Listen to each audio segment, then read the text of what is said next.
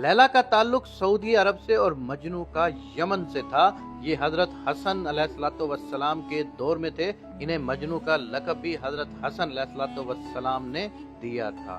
لیلا مجنو بنیادی طور پر ایک عربی الاصل داستان ہے۔ اس میں بیان کردہ کردار تاریخی طور پر ثابت مانے جاتے ہیں کہ لیلا مجنو دو حقیقی شخصیات تھیں۔ مجنو کا اصل نام یا جس نام کو اصل تصور کیا جاتا ہے قیس ابن الملوک ابن المزاحم، اور وہ ایک مالدار نجدی قبیلے بنو عامر کے سردار کا بیٹا تھا۔ لیلا کا نام لیلا بنت مہدی ابن سعد بیان کیا جاتا ہے۔ نظامی گنجوی کے قصے لیلا مجنو کے مطابق لیلا اور مجنو بچپن میں ایک ہی مدرسے میں پڑھنے جاتے تھے، تبھی ان میں باہمی تعلق پیدا ہوا۔ بچپن میں قیس اور لیلا دونوں اپنے قبیلے کی بکریاں چراتے تھے اور ساتھ بیٹھتے اور آپس میں باتیں کرتے تھے۔ قیس کی توجہ تعلیم کی بجائے لیلا کی طرف رہتی تھی، جس پر استاد سے اسے صدا ملتی، مگر استاد کی چھڑی قیس کے ہاتھوں پر پڑتی اور درد لیلا کے ہاتھوں پر ہوتا۔ استاد نے یہ بات لیلا اور قیس کے گھر والوں کو بتا دی، جس پر لیلا کے مدرسے جانے اور گھر سے نکلنے پر پابندی لگا دی گئی۔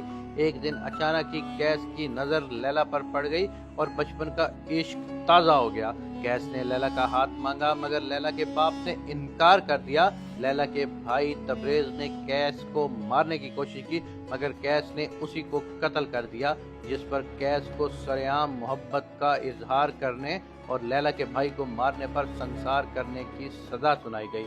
کچھ کہانیوں میں تبریز کے قتل کا قصہ نہیں ہے، بلکہ رشتہ دینے سے انکار کیا جاتا ہے اور کچھ عرصے بعد لیلا کی شادی کسی دوسرے کے ساتھ کر دی جاتی ہے، جس پر قیس پاگل سا ہو جاتا ہے۔ جامعہ الازہر شعبہ اردو کے سربراہ ڈاکٹر ابراہیم محمد ابراہیم المصری لکھتے ہیں کہ لیلا مجنو کی شدید عشق و محبت کی کہانی کوئی فرضی داستان نہیں، جیسا کہ ڈاکٹر طہ حسین نے خیال ظاہر کیا ہے کہ یہ پہلی صدی ہجری کا سچا واقعہ ہے جو عرب کے نجد کے علاقے میں رونما ہوا اور لازوال بن گیا۔ مجنو ایک مالدار نجدی قبیلے بنو عامر کے سردار کا بیٹا تھا۔ وہاں ایک گورا چٹا خوبصورت اور خوش گفتار نوجوان تھا، شاعر تھا۔ قیس نے لیلا پر شاعری کرتے ہوئے ایک جگہ لکھا ہے، وہ ایک چاند ہے جو ایک سرد رات میں آسمان کے وسط میں چمک رہا ہے، وہ نہایت حسین ہے، اس کی آنکھیں اس قدر سیاہ ہیں کہ انہیں سرمے کی ضرورت نہیں۔ قیس کے والدین اپنے خاندان کے ساتھ لیلا کے والد کے پاس گئے اور لیلا کا رشتہ مانگا۔ لیلا کے ماں باپ کو داغ بدنامی گوارا نہ ہوا اور انہوں نے رشتہ دینے سے انکار کر دیا۔ اسی دوران قبیلہ ثقیف کے ایک نوجوان نے بھی، جس کا نام ورد تھا، لیلا کو شادی کا پیغام دیا گیا۔ لیلا کے والدین نے یہ رشتہ قبول کر لیا۔ قیس اس قدر مضطرب ہوا کہ وہ بیمار ہو گیا۔ اس کے والدین نے چاہا کہ وہ اپنے قبیلے کی کسی اور خوبصورت لڑکی سے شادی کر لے، مگر اب قیس لیلا کی محبت میں اتنی دور نکل گیا تھا کہ واپسی ممکن نہ تھی۔ رفتہ رفتہ قیس کی حالت ایسی ہو گئی کہ اسے اپنے تن بدن کا ہوش نہ رہا۔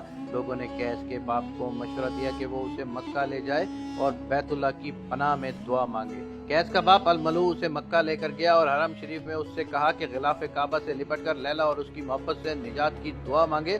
اس کے جواب میں جب قیس نے یہ دعا مانگی، اے اللہ مجھے لیلا اور اس کی قربت عطا فرما، تو الملو قیس کو واپس لے آئے۔ راستے میں اس نے ایک جگہ پہاڑی پر اپنے آپ کو گرانے کی بھی کوشش کی، مگر لوگوں نے پکڑ لیا۔ اپنے قبیلے میں واپس پہنچ کر قیس کا باپ ایک بار پھر لیلا کے باپ کے پاس گیا تاکہ اسے لیلا کی اپنے بیٹے سے شادی پر آمادہ کرنے کی کوشش کرے، مگر پھر انکار ہو گیا۔ لیلا کی شادی اس دوسرے لڑکے سے کر دی گئی جس کا پیغام آیا تھا۔ لیلا خود بھی قیس کی محبت میں گرفتار تھی، مگر خاندان کی نیک نامی اور والدین کی اطاعت سے مجبور تھی۔ قیس کو یہ معلوم ہوا کہ لیلا کی شادی ہو گئی ہے تو اس پر قیامت ٹوٹ پڑی۔ اس کا ذہنی توازن بگڑ گیا، وہ اپنے وجود کو بھول گیا، گوشہ نشیں ہو گیا اور پھر ایک دن صحرا میں نکل گیا۔ لیلا کو آوازیں دیتا، پہاڑوں، درختوں اور جنگلی جانوروں سے پوچھتا، لیلا کہاں ہے؟ اسی حال میں ایک دن اس کی نظر ایک ہرنی پر پڑی۔ وہ اس کے پیچھے ہو لیا اور نگاہوں سے اوجھل ہو گیا۔ اس کے گھر والے صحرا میں اسے ڈھونڈتے رہے۔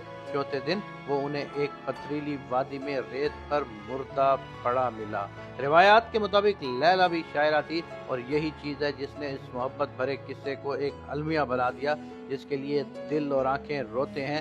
یہ ممکن تو تھا کہ یہ محبت شادی پر منتج ہوتی اور خوشیوں بھری زندگی انہیں حاصل ہوتی، مگر تقدیر کے آگے تدبیر کا کہاں بس چلتا ہے۔